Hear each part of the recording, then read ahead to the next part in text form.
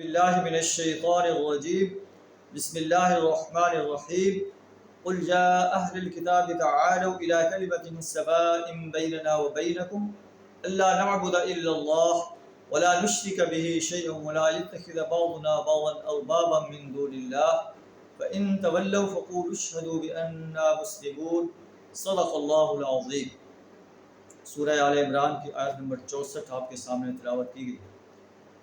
اس میں اہل کتاب کو جو ہے وہ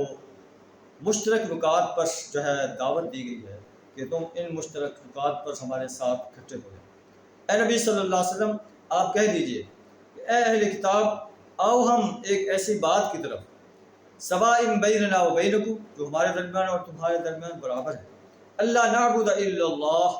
کہ ہم اللہ کے علاوہ کسی کی عبادت نہ کریں، کسی کی پرستش نہ کریں، کسی کی اطاعت نہ کریں، کسی کی غلامی اختیار نہ کریں، اللہ کی حاکمیت کو تسلیم کریں، ولا نشرک به شیئا کسی کے ساتھ اللہ کے ساتھ کسی کو شریک نہ ٹھہرائیں، ولا يتخذ بعضنا بعضا اربابا من دون اللہ اور ہم میں سے کوئی ایک دوسرے کو اللہ کے سوا رب نہ ٹھہرائے۔ فإن تولوا اگر وہ اس دعوت سے پھر جائیں فقولوا اشهدوا بأننا مسلمون آپ کہہ دیجئے تم گواہ رہو ہم تو اللہ کے فرما بردار ہیں۔ یہ اہل کتاب کو دعوت دی گئی ہے کہ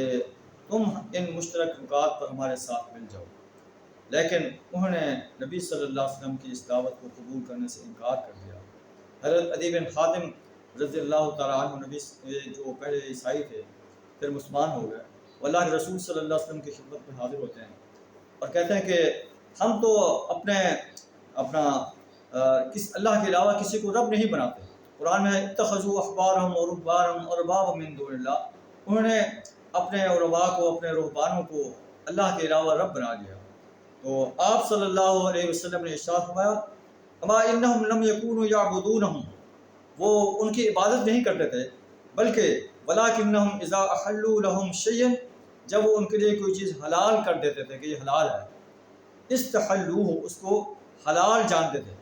وَإِذَا حَرَّمُوا عَلَيْهِمْ شَيْئًا اور جب یہ چیز ان پر حرام کر دیتے کہ یہ تمہارے لیے حرام ہے، حرموہ تو اس کو اپنے اوپر حرام کر دیتے تھے۔ تو حلت اور حرمت کا اختیار صرف اور صرف اللہ کی ذات کو ہے، کسی عالم کو، کسی رہبان کو، کسی جو ہے حکمران کو یہ اختیار نہیں ہے کہ وہ اللہ کی حلال کی ہوئی چیزوں کو حرام کرے، اللہ کی حرام کی ہوئی چیزوں کو حلال کرے۔ کسی قانون ساز جو ہے اسمبلی کے اندر یہ کوئی اختیار نہیں ہے کہ وہ ایسی قانون سازی کرے جو اللہ کے حدود کے مخالفت میں جاتی ہو۔ اللہ نے جن چیزوں کو حلال کیا ہے وہ حلال ہے، جن چیزوں کو حرام کیا ہے وہ حرام ہے۔ کوئی قانون ساز اسمبلی، کوئی ڈکٹیٹر، کوئی حکمران، کوئی عالم دین، کوئی رہبان اللہ کی حلال کی ہوئی چیزوں کو حرام نہیں کر سکتا